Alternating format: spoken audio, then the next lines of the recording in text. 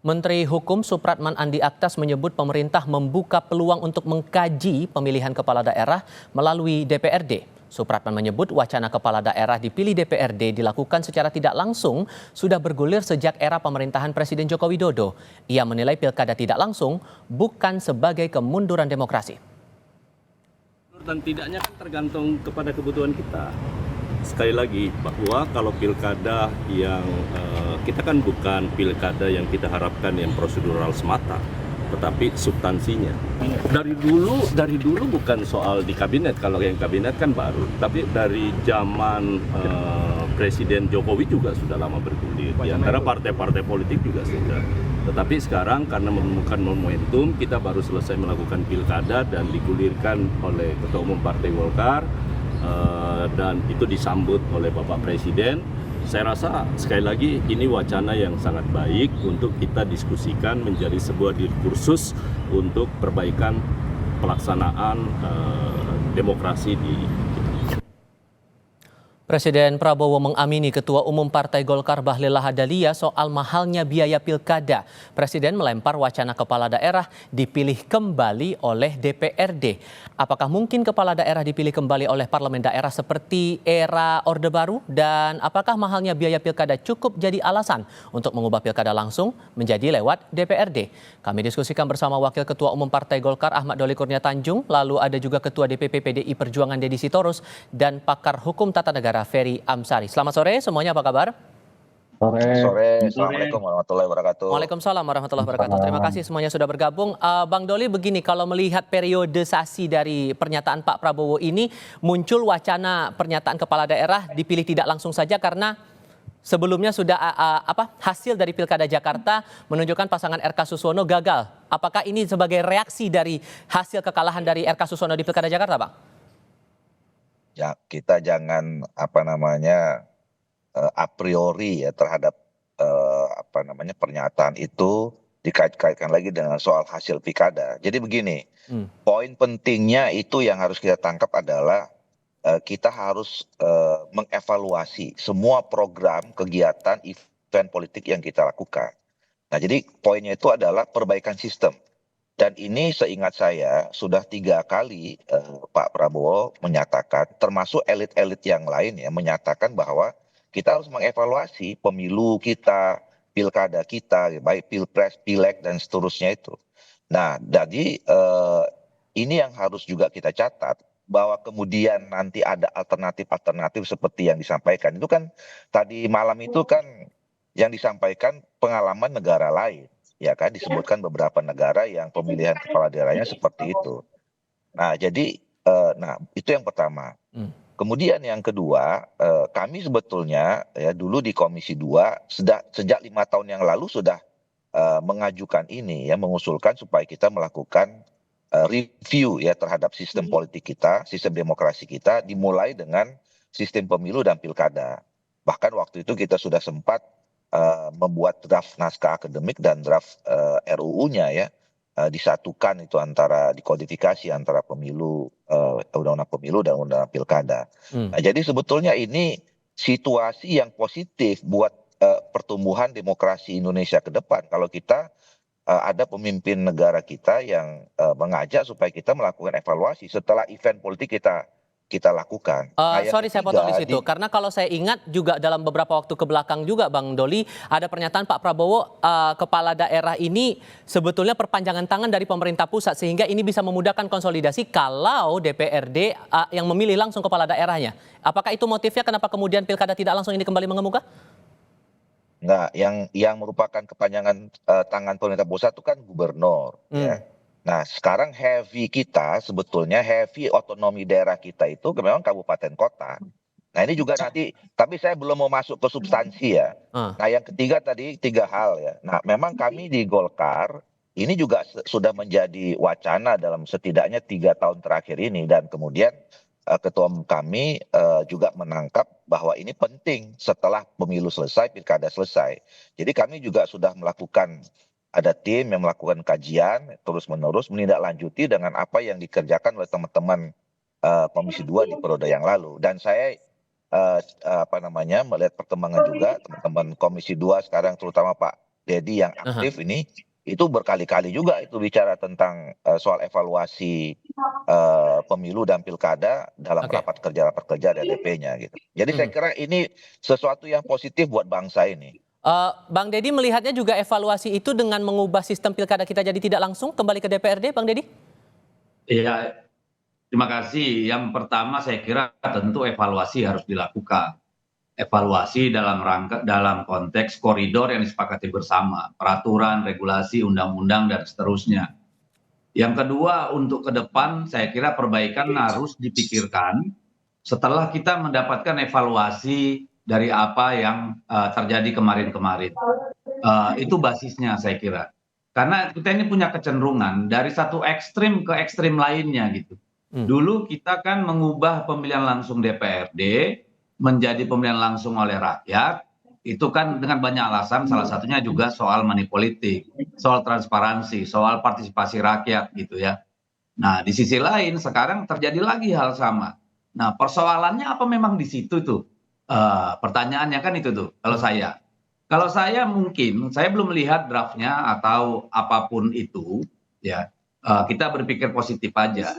Tapi kalau saya masih melihat banyak cara untuk memperbaiki pemilu kita ini supaya tetap mempertimbangkan dua hal tadi.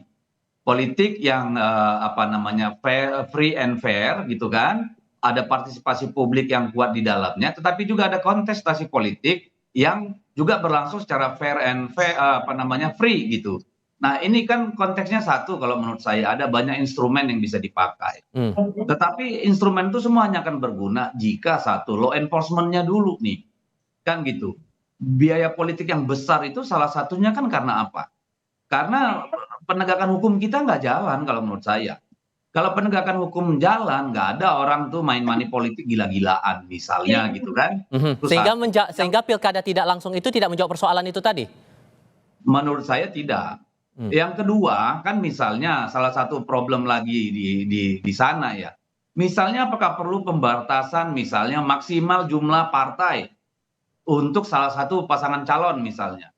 Kalau misalnya kita batasi hanya 20 atau 25, kalau 20% misalnya tidak boleh lebih dari situ, maka ada 5 pasang calon yang akan berebut tiket misalnya. Itu dengan sendirinya akan mengurangi ongkos politik kalau menurut saya, karena kemudian rebutan suara itu menjadi sangat tidak mungkin didominasi oleh mereka yang hanya punya uang, misalnya begitu loh.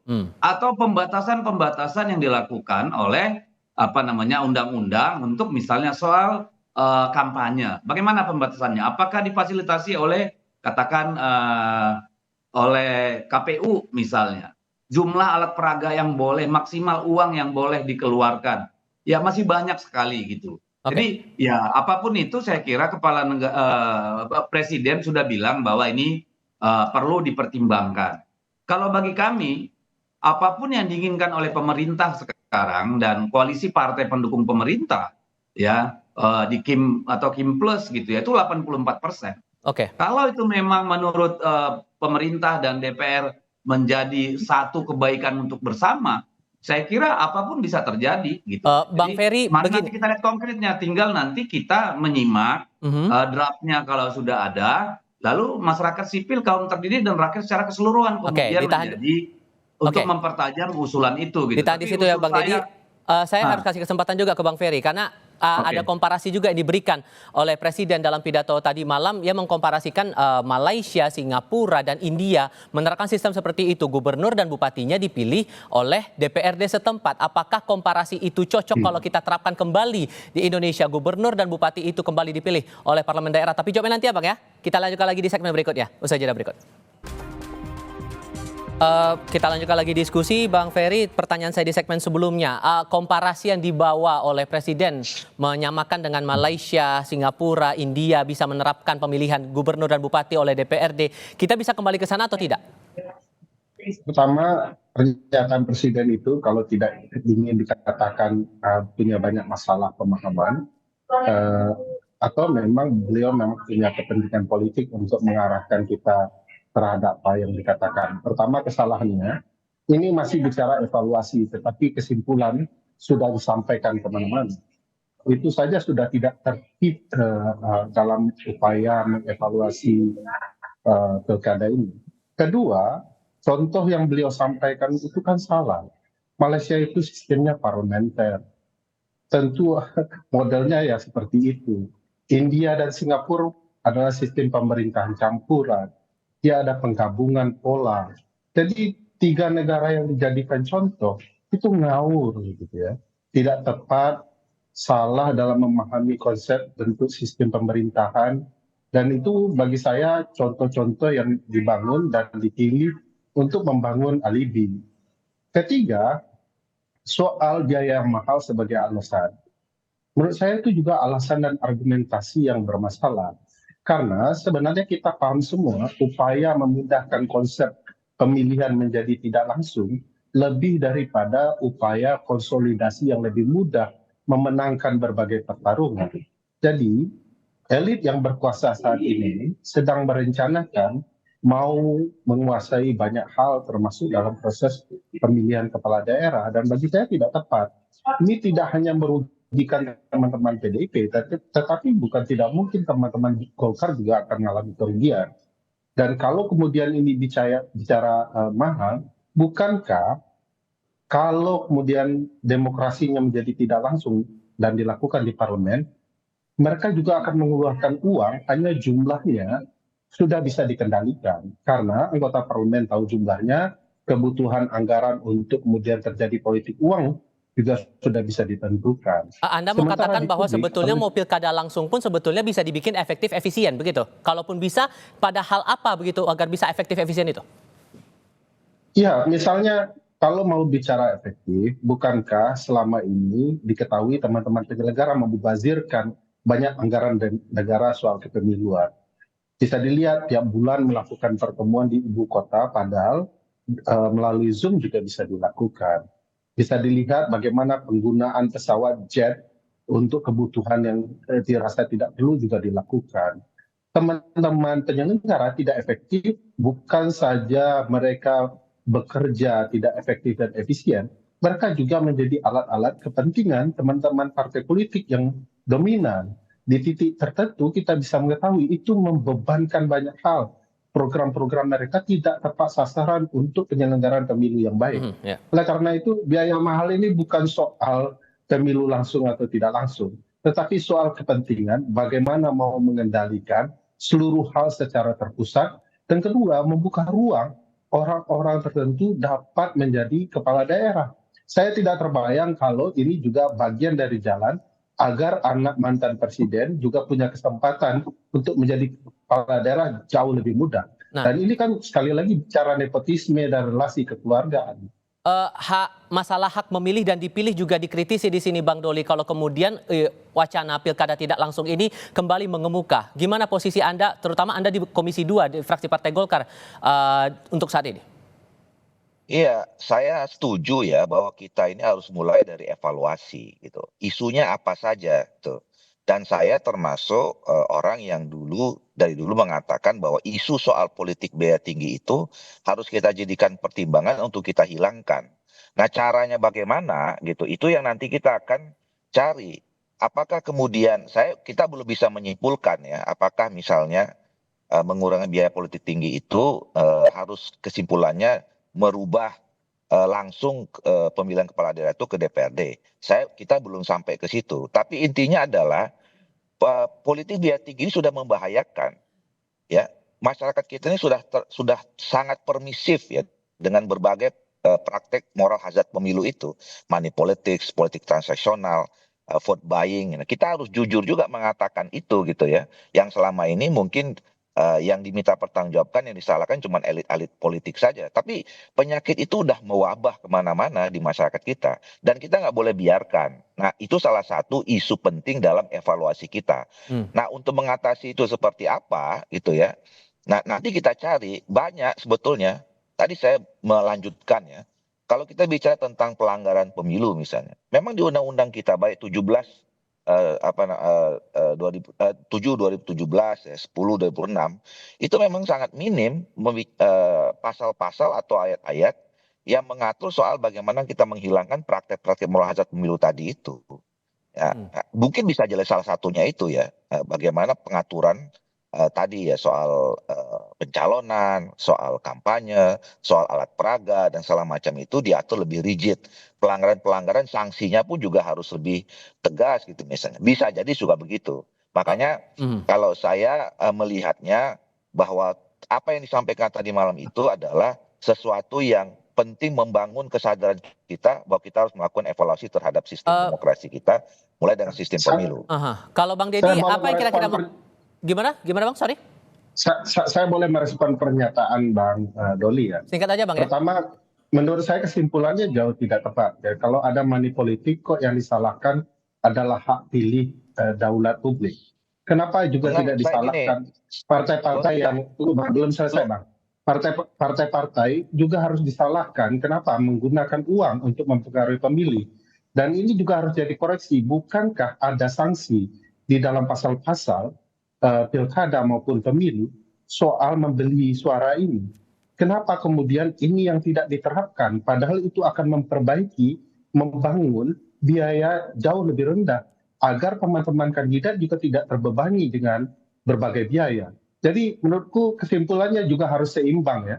Kalau memang publik menerima sesuatu, pemberi sesuatunya juga harus dipertanyakan. Ya. Apakah pasal-pasal itu diterapkan sedemikian rupa sehingga timbul penjeraan? Bang Deddy, kalau saya mau lanjutkan. Tadi kan Oke, silakan. Nggak, selama ini memang nggak berimbang. Selalu memang betul, at the end semua yang diminta pertanggungjawabkan adalah elit politik. Tapi kita juga selalu mengarah kepada hanya itu saja. Bayangkan ya kemarin ya, misalnya ambil contoh nih. Ini kenapa salah satu tingkat partisipasi publik itu rendah dalam pilkada. Satu mungkin ada election fatigue, kejenuhan. Itu ada tuh di dapil saya, ibu-ibu sekampung itu, mereka bawa undangan keluar jam 7 pagi. Dan mereka mengatakan kami nggak mau datang ke TPS kalau nggak ada yang bayar. Gitu loh. Nah itu nggak bisa juga kita katakan elitnya juga yang salah. Dan akhirnya mereka memang nggak datang karena nggak ada yang ngasih duit. Gitu loh. Nah maksud saya, kita harus berimbang juga. Oke. Sorry, saya harus kasih giliran dulu ke Bang Deddy. Abang-abang, maaf. Saya harus kasih giliran ke Bang Deddy dulu, sebentar, saya kasih giliran ke Bang Deddy dulu ya. Bang Deddy, itu nggak bisa dibiarkan gitu loh, harus ada perubahan. Jadi kita jangan lagi kemudian membicarakan yang tanggung jawab itu adalah si ini saja yang salah. Baik. Oke, kita nggak masuk itu, sistemnya yang kita rubah gitu loh maksudnya. Nah, Bang Deddy, kalau gitu sorry Bang Ferry, saya harus kasih ke Bang Deddy. Bang Deddy, posisi PDIP nanti di Komisi 2 untuk evaluasi ini apakah juga akan membahas lagi masalah pilkada tidak langsung ini perlu atau tidak?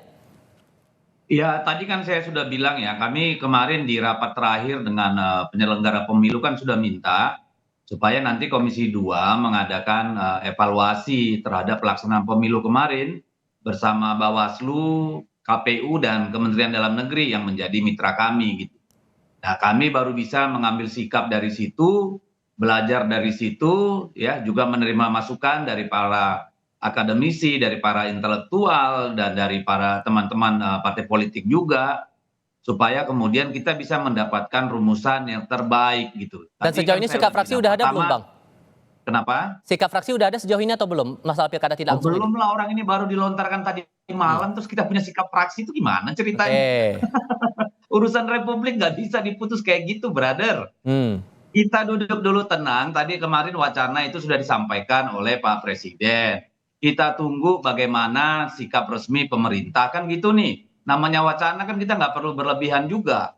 Kalau dia nanti tidak menjadi langkah politik kan kita ini membahas sesuatu yang sambil lalu. Lalu nanti kita evaluasi penyelenggaraan pemilunya gitu, baik pilpres, pileg hingga pilkada kemarin gitu. Karena kita punya waktu yang panjang nih, 4 tahun, 5 tahun gitu ya. 4 tahun lah katakan untuk menyiapkan pemilu yang lebih baik dari kemarin-kemarin gitu. Dan menurut saya bagian di mana partisipasi publik itu dihilangkan dan akuntabilitas partai politik maupun para calon juga institusi penyelenggara negara tidak menjadi bagian dari perbaikan itu, maka kita sedang berjalan mundur gitu.